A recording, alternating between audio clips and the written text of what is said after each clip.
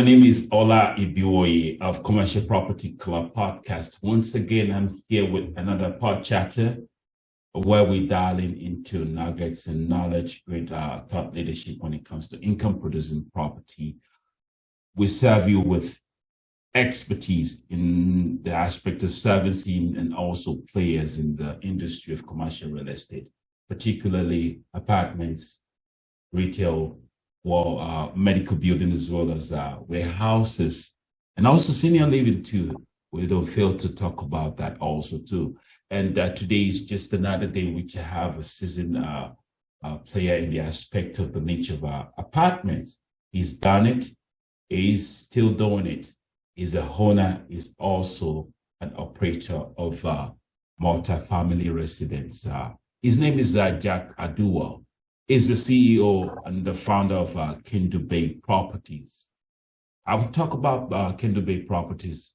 Kendo Bay Properties is a multifamily residential real estate investment firm that has over 2,000 units of apartments, and it's across all market sizes, like the Texas markets, the Arizona market, the Utah, the Georgia, as well as the Idaho market. They're all over. They have a deep investment skill set and experience that spans over about 10 years performing various real estate investment activity. They started with single family investment and then did the transition to multifamily real estate. Usually that's the sequence, and that's how this did start. It's an investment that emphasizes on value add when it comes to apartment property. They have excellent reputation with working with partners also too, such as property management, with brokers, contractors, and very many vendors out there that you have in the apartment niche. They have an excellent financial history when it comes to the business.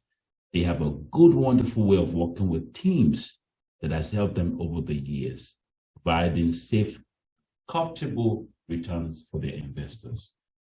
Now, Jack Aduwo is not also new in terms of when it comes to real estate investing. He's done it for over 10 years. With such experience, you can expect the best. He's done several investments with both general partners and passive partners also too, in several markets. No wonder he's acquired well over 2,000 units of apartment. We'll be speaking with him today, and without no further delay, I will bring on board the CEO of Kendo Bay Properties, Jack Aduwo. Hey, Jack, say hello to my audience here in Commercial Property. Hi, everyone. Hi, how are you doing? Thank you very much, for listening to this webinar. I appreciate it. I'm super excited. Thank you so much, Ola, for the opportunity to come in and share the little that I know, give my thoughts. It's a teamwork. If we can all share the little that we know, we'll go farther as a team. And so I'm super excited. When I got started, I also started from step one and listen to people and learn from people. And, the best I can do is also give back. So me attending this webinar and sharing my thoughts is my way of giving back. And I'm super excited for the opportunity to at least share my experience, and I hope you guys will learn from this, and hopefully you can make steps to achieve the American dream. Yeah, that's good. That's good. Awesome, as you can hear Jack talking about things. So today we would obviously be talking to in the confines of the things you're much familiar, the areas you've been playing when it comes to income producing properties. And today's topic, just like we earlier on discussed, is how to have an early retirement by investing in multifamily property. You're not new to that, Jack, over the years. So tell us, how did you start? I gave a sneak preview about that in your bio. How did you start in real estate? So with us, we started in 2009 here in Boise, Idaho. That's where we got started. So in 2009, I graduated out of college. Me and my wife just got married. We moved to Idaho. I was in the IT space. I got hired as a software developer with HP. And so when I moved to Idaho, this '09, as you know, the market was crashing, and we came here. For somebody like us who moved from LA to Boise, Boise was so cheap at that time. We bought our first primary residence, and we had some money on the side, and so we had some houses that we were interested in before that we wanted to buy, but we never, they did not accept our offer. And so after we bought our first primary residence, that house came back on market, and we were like, why don't we just buy it and rent it? So we bought it. Turned out there was already a tenant in the property. They were paying good rent. Our day one cash on cash was like $400. The mortgage was like, 500. Rent was like 900. I think we put like $16,000. So started really, really cheap, but it opened our eyes in terms of what's possible.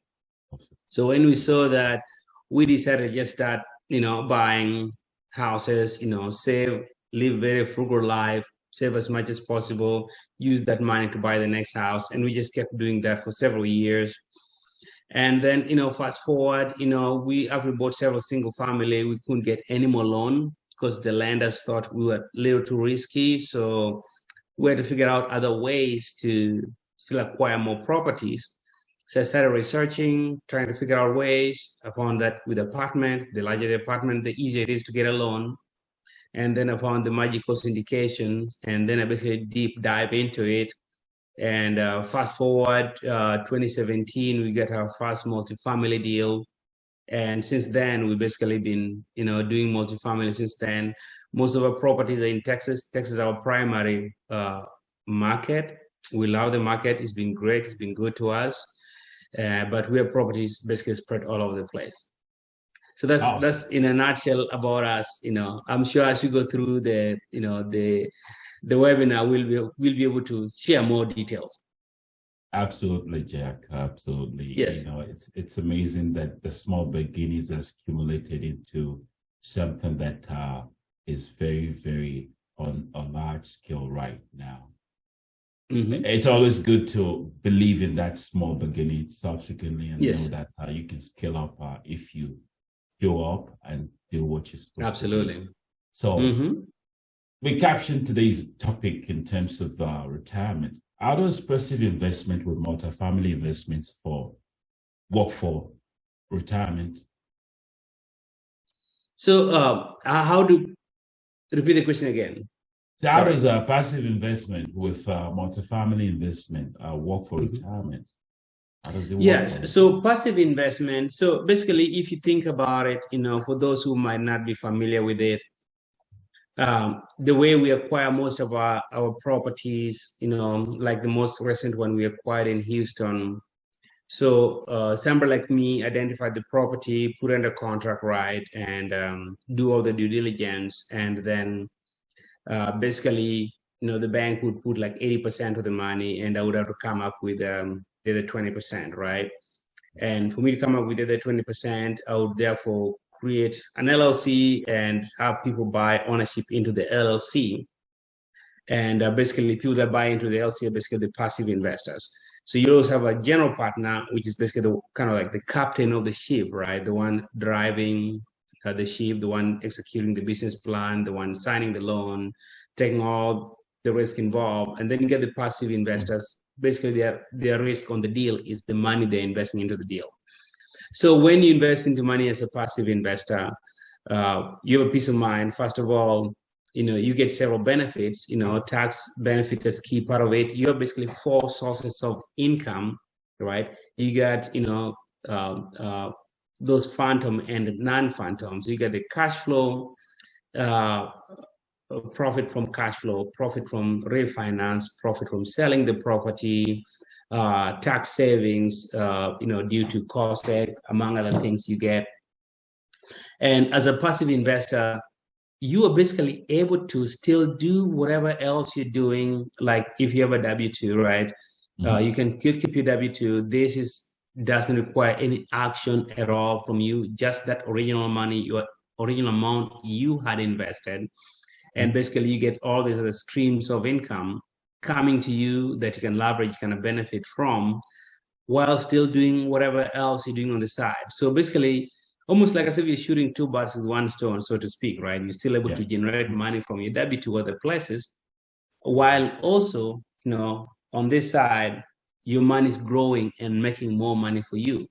We had a property, for example, in Arizona that we had passive investors on that they made a 2.5x equity multiple on a span of about 3 years. And so, which means if somebody invested $100,000, then about 3 years later, they get $250,000, which means if you think about it, if that person is, for example, making like say $100,000 from their W-2, which means they've just made more than double their money on the side. Absolutely. Without necessarily doing much. So all of a sudden, it helped them accelerate significantly their goal towards retirement, right? Because at the end of the day, you want to retire, you want to live and enjoy your life. But in order for you to live and enjoy that lifestyle you want, you have to have enough money to get you there.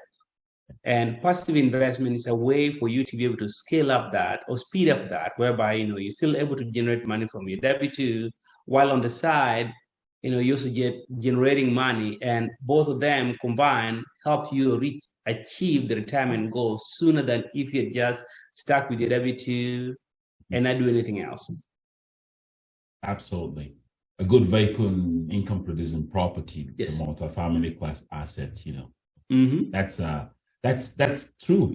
Just like you talked about, the multiplication effect is quite compounds faster. No doubt. Yeah. Yes. Awesome. And when you look at the landscape of things right in America, you on your daily basis with your portfolio, you meet with investors, people that are practically maybe close to retirement, or maybe they retired, they still understand they're sophisticated investors. So what do you need financially for retirement in the US in today's economy?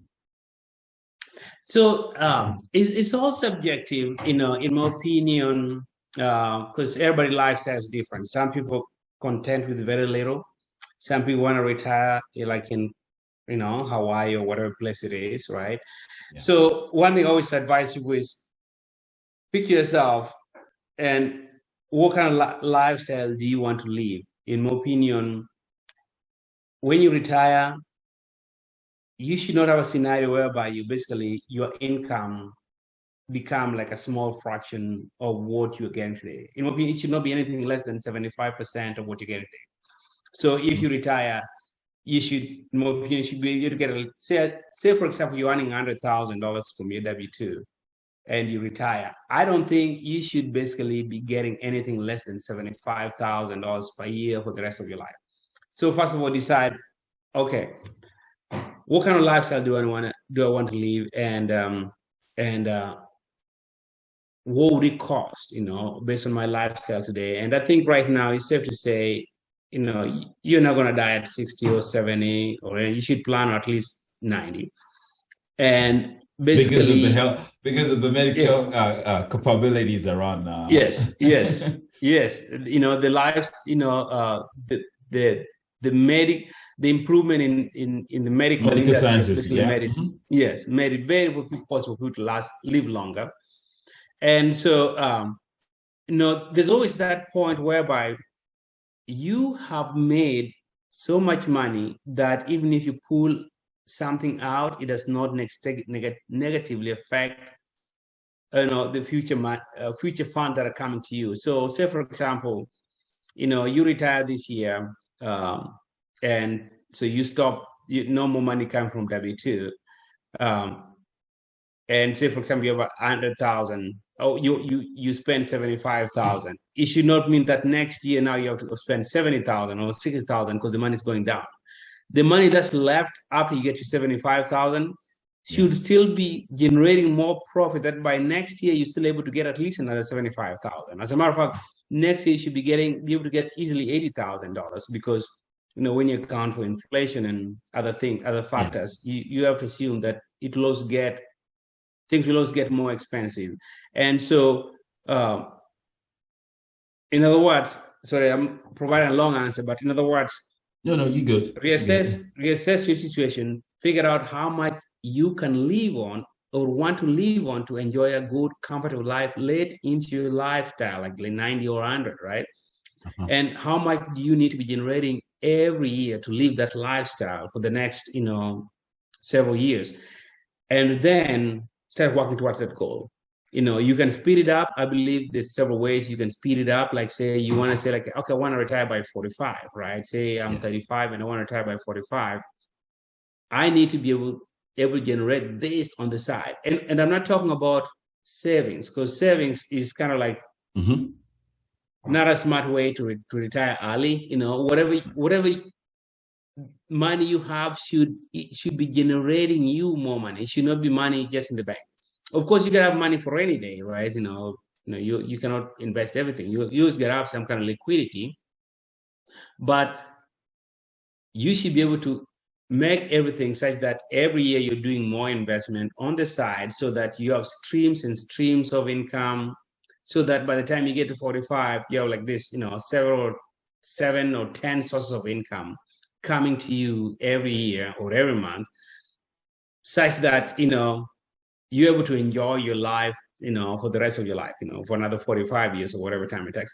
And there should be so many streams that they are compounding, and every year they generate you more income, so to speak. Awesome. I haven't talked about what it takes to retire in today's economy. And that brings me to the aspect of your niche, which is multifamily. How do you establish that kind of financial security with multifamily investing? Yes. So multifamily, compared to other spaces, I believe is one of the best ways to help achieve that early retirement goal. I personally retired in my early 40s, because of multifamily. That was the main reason. I mean, single family kind of was the stepping stone into multifamily, right? I started with single family, but then multifamily is what made it possible for me to retire early. And so I can speak for myself, based on my experience. Multifamily provide you with several things that can help you achieve early retirement.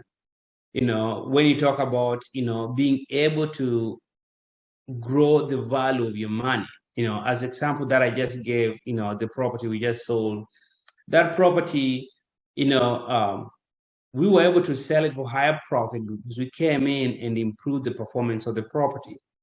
And remember, with multifamily, it's not just a house, it's a business. So when you're buying it, you're buying a business. When you're selling it, you're selling a business. And whoever is buying it, the price or the value is based on the performance of the business. Like you going to buy a gas station or a dollar store or a car wash, the price you're paying for the car wash is based on the performance of that car wash. Same thing with multifamily.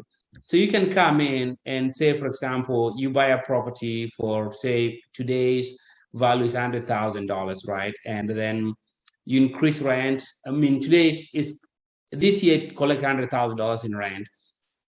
You increase the rent, and by the end of next year, you're getting $110,000. That $10,000 is significant increase in the value of the property when you multiply with the cap rate, whatever cap rate for that market is. So if the property was, say, worth $500,000, all of a sudden, just by that $10,000 increase, now it's worth $600,000, which means you can turn around and sell that property for $100,000 more.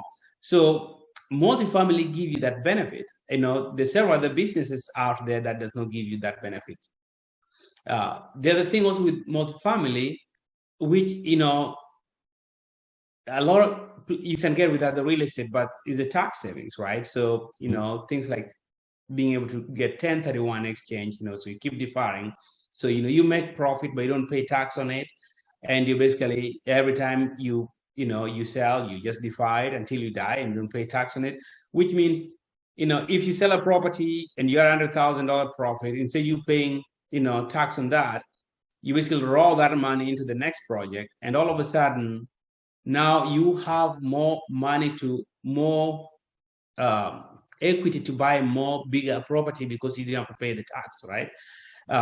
cash out refinance, an example. Last year, we did a refinance on one of our properties and investor got about 70% of the money back. That's non-taxable, which means they're still keeping the same profit share on that property, while now all of a sudden, if somebody put $100,000 in that property, right, and they got $70,000 back, they're still making profit on this property, like as if they had before, but all of a sudden they have this opening of $70,000 that they can now turn around and invest on the next property. So all of a sudden they have two properties at the same time that they can basically make money out of. So if you think about it, you can easily start with one property and fast forward 3-4 years later, you have like 10 properties. That's 10 sources of streams of income. So it's very, very easy to achieve with multifamily, achieve several sources of income. And your goal is to not just have one property, right? Your goal is to have several sources of income because, it's like business. Sometimes some might not do well in a given year. Sometimes some might do better. But when you spread your eggs on several baskets, which means you're in good. So you also kind of therefore de-risk, you spread the risk, in other words. There's a big benefit also with multifamily, which in my opinion is not anywhere give a key thought of, but like right now with everything going on in the market, right? People struggling and this and that, but people still need a roof over their head. It's not like a hotel. Absolutely. It's not like, other things where people can easily cancel if the market goes down. In my opinion, whether the market is good or bad, people will still need a roof over their head. So you have that peace of mind that, you don't want to retire and all of a sudden your source of income goes down because everybody all of a sudden decide they don't want to go, shopping or they don't want to do this. They still got to pay for their rent. And also remember one thing, Uncle Sam cares a lot about multifamily. As we can see in 20, during the pandemic, right? During the pandemic, Uncle Sam Baker stepped in. I closed a property in February of 2020, and by May of 2020, we're giving profit. And that's perhaps because, we basically had scenario of government stepping in and giving people free credit, free rent vouchers. So with us, we're still able to stay afloat and make profit. It's funny, when back in 2009, there was several government incentive towards real estate. So in other words, with multifamily, whether the economy is good or economy bad, you still stay in, as long as you run the property correct and you don't do anything wrong, you still be able to make good profit and, drive towards your early retirement. Awesome. So the key to retirement is having the multiple streams of incomes, which can compound. Which compounds over time easily. Ultimately affords the kind of retirement that you want to live your life afterwards, which is no doubt, which is good. And just like you rightly said, you talked about tax shelter also too, and several incentive about taxes, and the tax code of America was written practically to favor one of the industries, to favor most is the real estate industry, which is what you talked about right now also. So now, having said that, how do you build you build about 3,000 units right now, well over 3,000 right now. How do you build portfolios of multifamily property as a busy professional for retirement? Because ultimately the goal is, having that huge portfolio, just like you said, when it comes to compounding. So it's funny. Here's also the good thing with multifamily. You can start while you still have your W-2, because a good chunk of remember I started in 2009 with single family, right? Yes. And then in 2017, that's when I switched to multifamily. Mm-hmm. But I did not retire until end of 2020. So you basically had from 2017 to 2020 that I was basically running my multifamily business on the side while still, having my W-2. One thing I want to clarify, the type of multifamily I'm talking about is not like a 4-plex or a 10-plex. Yeah. Mm-hmm, mm-hmm. One of my key requirements is that it has to be big enough to sustain itself, in order to have full-time resources. Yeah. The first deal I did was 79 units. I've never done anything. That was the only smallest I've ever done. Everything I've done since then has been well above 100. And that's because you get that level of flexibility. So I was able to, keep my job while our full-time property management company running the property, and I was simply running it as an asset manager, and that gave me ability to be able to, do my W-2 and still do it on the side. And I was therefore able to scale up with that. And I believe, other spaces you might not easily get that because they're going to be more time consuming and more demanding. Say, for example, you decide to do Airbnb. It's very labor intensive, right? Unless you are a professional, to do it, but it's very labor intensive. And so you have these other opportunities or business you can easily do, but they don't give you that flexibility as much as multifamily gives you. So my recommendation is, if you want to retire early, you set the goal of, okay, I want to retire by, say, 45, right? You don't have any multifamily. The first thing is to identify the market you want to invest in, start looking for properties in that market. Try to get properties that you don't have to be there, for them to operate. Properties that you can get institutional grade property managers, not mom and pop, no mom and pop, that like get true institutional grade property managers with full-time on-site staff, and you have a peace of mind that every day there's somebody there at the property running the asset for you. You don't have to be physically there.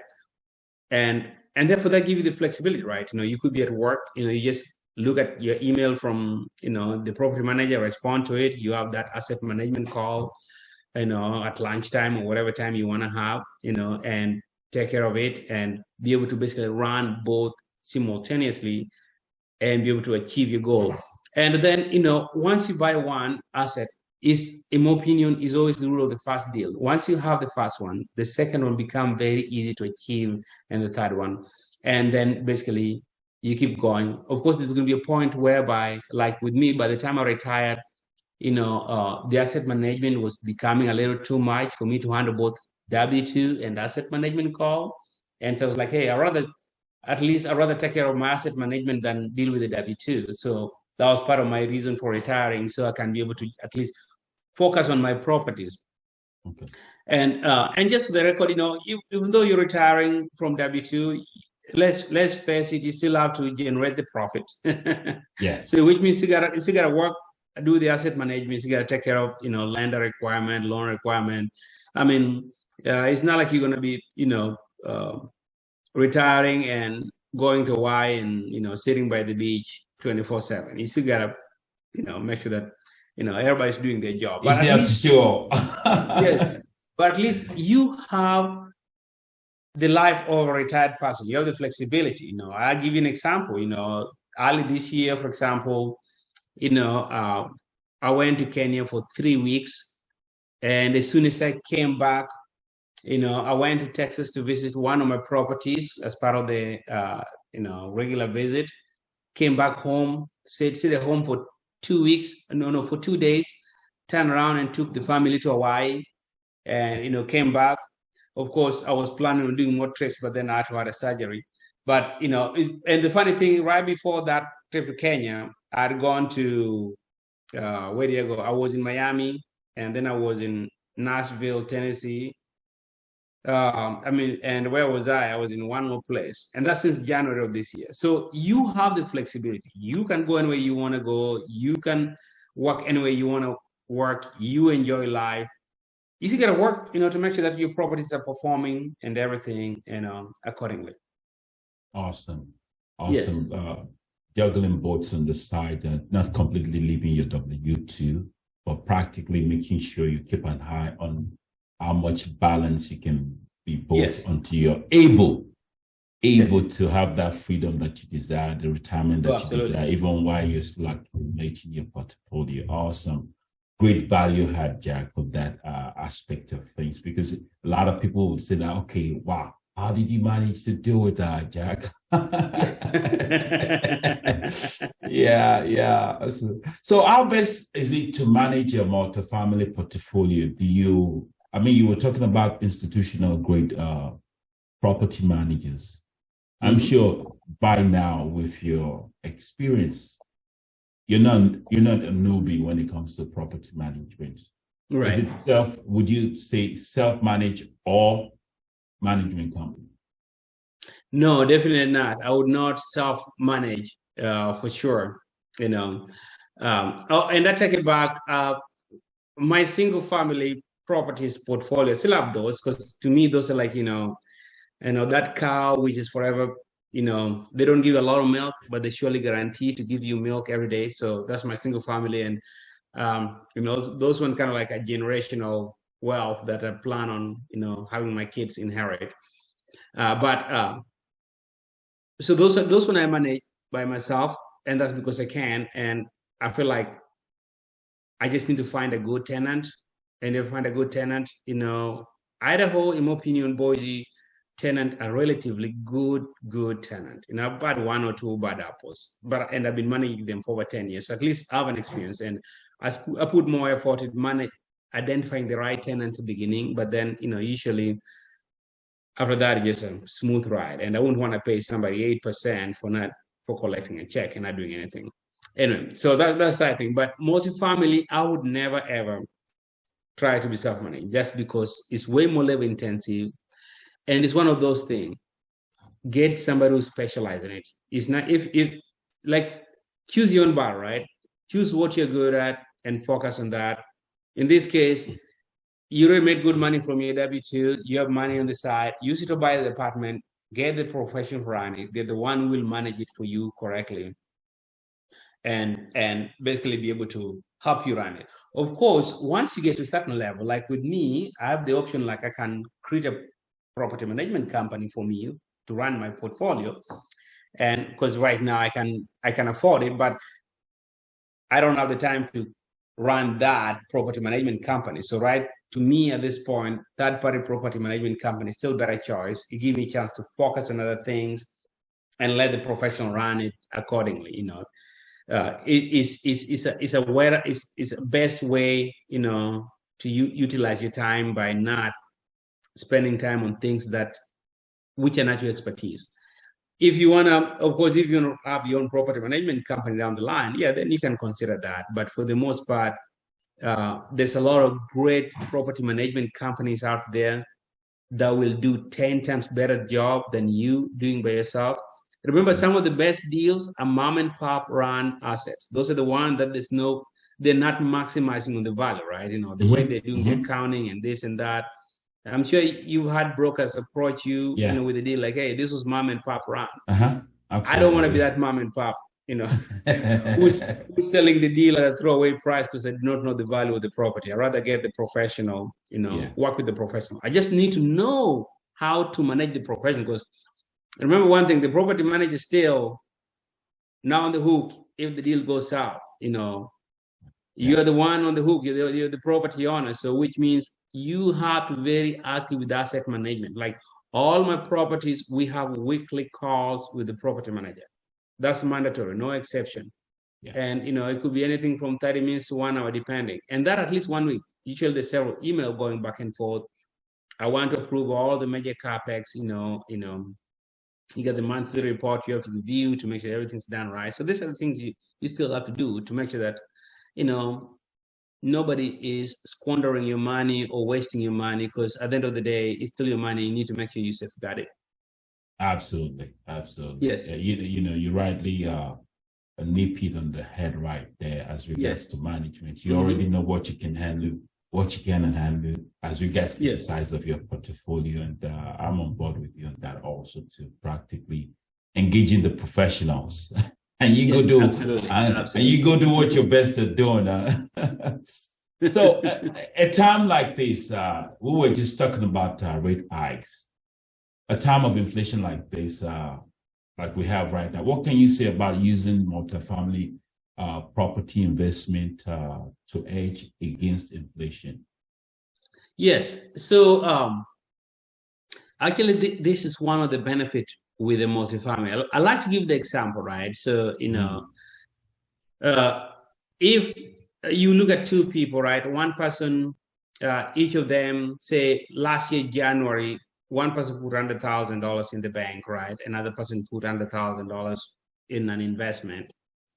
Or I'd like to give an example. One of my investment, because one of my investment throughout last year gave about 10% rent growth every month.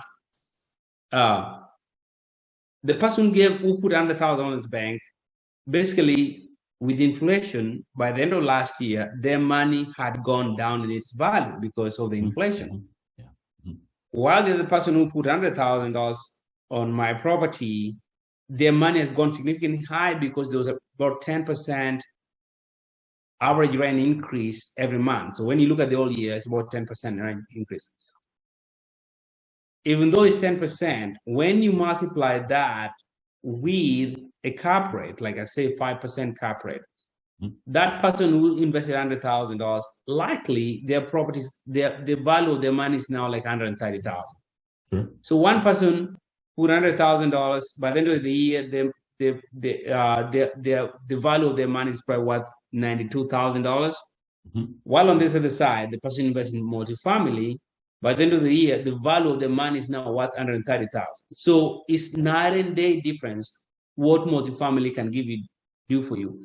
And that's because you go back to the business and go back to having the right resources to help you run that business and increase the value. And the fact that we know that it doesn't matter whether there's inflation or not, people still gotta go back home and sleep no matter what. Yeah, absolutely. And so and if you keep tenants happy, they'll be willing to pay you a little more, and that's what we like to do. Our mission, for our company is basically to provide a conducive, comfortable lifestyle for our tenants, right? In return, the tenants likely going to give us, payback in kind with, increase in rent. And that in turn is a benefit to our investors. It's almost like one of those chicken and egg. We need the investors, we need the tenants. The investor bring the money, we make the tenant happy, the tenant pay back the investors, so you get that, that complete cycle. That cycle going back and forth. Yes. It's a good cycle, I would say. Yes. So multifamily give you a great, great benefit of hedging against inflation, because the entire time, while the value of the money is going down, if you're in stock, of course, it's gone even significant down, because right now, anybody who invests in stock, their money is gone significantly down. With multifamily, it's not dependent on the stock, it's dependent on what's going in the market, supply and demand. Right now, there's shortage of apartments in the entire country, right? And basically the markets that we live in, like we work in, like in Houston, there's always a shortage, there's more demand, and people are also willing to pay more rent every month. You just have to be in a position and have the right property management company to help you maximize on that. And before you realize, your money will be increasing while the inflation is increasing, your money is increasing even at a higher pace than inflation. Because just remember one thing, part of your rent increase is also factoring in the fact that there's an inflation, right? So all of a sudden, something used to be $1,000, now it's $1,100, simply because everything is increasing in price. So it goes like that. Awesome. We by now know that real estate is a tangible asset that hedges against inflation, and also to a time like a recession like this is one of the most resilient when it comes to recession, a resilient investment that you can put your money into. Oh, absolutely. And so how do you structure your multifamily investment with your partners to ensure good returns? How do you normally do that? So usually the way we structure most of our deals through the years, when you average it out, we also have general partners and limited partners or passive investors. Usually, it's a team sport, right? This is actually when you're buying property with tens of millions of dollars. Usually you need a team, and also we always have, bring a few other people as general partners to help, do everything from signing the loan, helping with the due diligence, raising capital, whatever else. And then we have, limited partners. And then usually we like to split the profit on a 70-30 split on average.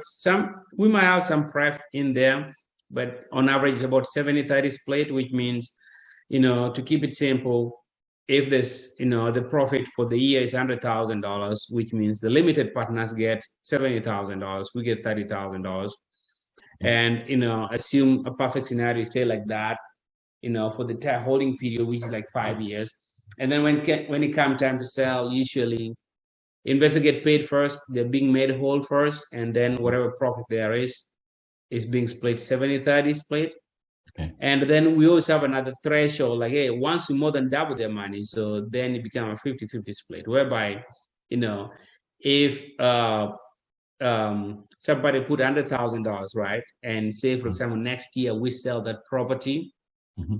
If we sell it for $170,000, which means, the investor get the initial $100,000, Mm-hmm. that $70,000 being split 2 ways, Okay. right? 70-30 split. Okay. But if that same property sell, for example, for like say $230,000, then the investor get first $100,000, right? And then the remaining amount is being split 70-30 until the investor get $200,000. Once they get $200,000, then whatever's left after that is what's being split 50-50. So we make sure that investors get paid first and they get a good chunk of their money first before we can consider anything else. Awesome. So the structuring of the deal, both the yearly, quarterly flow of things that are cash flow in terms of distribution, as well as this when you dispose of the property, you also have an equity split at the end of the day. So awesome. So now, well, as an entrepreneur in the multifamily syndication business, what's your advice for people looking from the outside to get in? Yeah, my advice is get in as soon as you can and don't wait. Right now, actually with everything going on right now, indeed it's very hard to get a deal where the numbers work, right? Because the financial market is just a little choppy. But you can get started. I think one of the best ways easily get started is a passive. We still have some good deals out there, passive investment deal, you can get started. Or if you want to become a GP, start looking, start build. This is a marathon, right? And it's a long-term strategy. It's not an overnight get rich overnight. So in other words, even if you get started right now in this market, you start researching on the market, talking to brokers, building relationship. Fast forward 6 months later, the market normalizes, you'll be well ahead of the game and get your first deal. Don't say like, I'm going to wait for the market to normalize before I could get it, start looking right now. And also, there's, from what everybody says, there's going to be some motivated sellers coming up in the market. So by you being involved, you could find that motivated seller who's willing to sell it at a good price. And, as long as human population increases and the land remains finite, it doesn't matter whether the market is low or high, the property will always increase in their value. There's always up and down, but when you look at it, always averagely, it always increase up and down.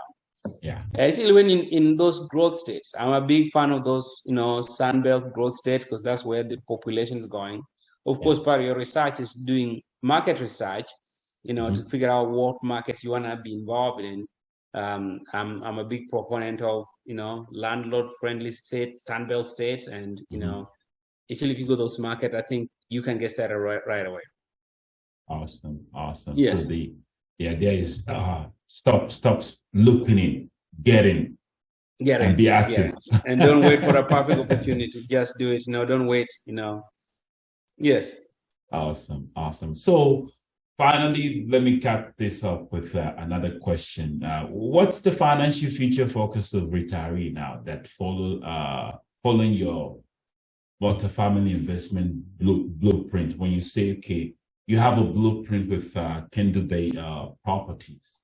Now, what would you forecast for retiree if they follow your blueprint, that they come with you, they partner with you as a passive investor?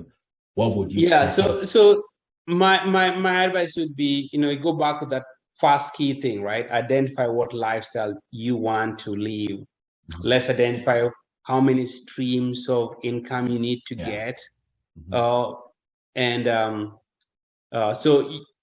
first of all, figure the dollar amount, right? I want to live on $100,000 per year, say for example, right? And then in that case, say I would need at least 10 streams of income, right, to achieve that, assuming each of them is well above that, because if you average come to 10,000, one might be 5,000, one might be 15,000, but all got to add up to that $100,000, right? And make sure they're diverse. You don't just focus in, like say, put all your eggs in one basket, have them across different metros, across different cities, different type of asset class. Be very, very, careful in terms of, because there's a lot of deals out there that, in my opinion, provide very forward-looking picture. And so make sure that when you analyze deals, when you look at opportunity, you look for the not the forward-looking picture, but more or less what are the worst-case scenarios, and make sure you account for those. Make sure you surround yourself with better tax CPA. A very, very important.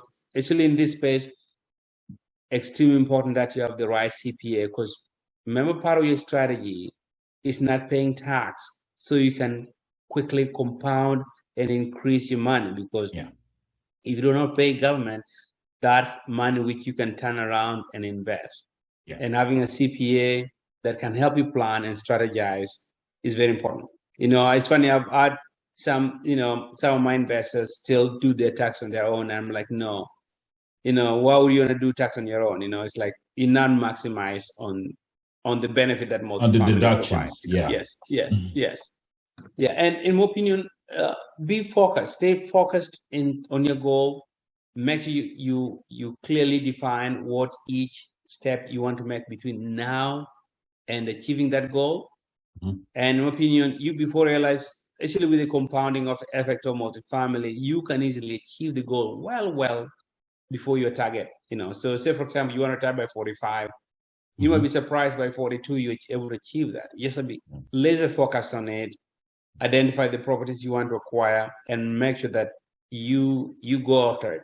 And don't wait for the world to get perfect. The world will never get perfect. The market will never get perfect. Right now, sometimes the best time to get deals is when everybody went to the hill, right? As Warren Buffett like to say, right? When everybody's, is scared, that's when you grab opportunities. And I believe right now there could be those opportunities. As a matter of fact, those opportunities are there right now. About brokers approach me deal. I remember there was a deal a few months ago. A broker was approaching me in Dallas. They were asking for like $230,000. No, there wasn't for initially. It was $300,000 per door, and they reduced it to $230,000, and that made over $10 million reduction in price. In my opinion, that's a good deal. Of course, the challenge is financing it. But that'll be the next thing you have to, the next puzzle you have to handle. But at least the motivated sellers out there, just have to look for them. Awesome. Yes. Ton of value, Jake. Yes. Ton of value you've had it today. Honestly, we could go on for another hour, but, we've come to the end of our show today. But you know what? How can people reach you? How can investors reach you? And so kindleproperties.com is the best way to reach me. You go to the website. We have a ton of content there. We have an ebook, for early retirement. I highly recommend it. It gives you a good nuggets on steps you can make to retire early. I believe that life, so so I can speak for myself. And in there, there's also a link to schedule a meeting with me. If you want to schedule like a quick introduction, quick chat, quick Q&A with me, there's a link in there. You can schedule a meeting with me. I have my emails there, but my email is also jack@kindleproperty, same thing. And all my contact information is in there.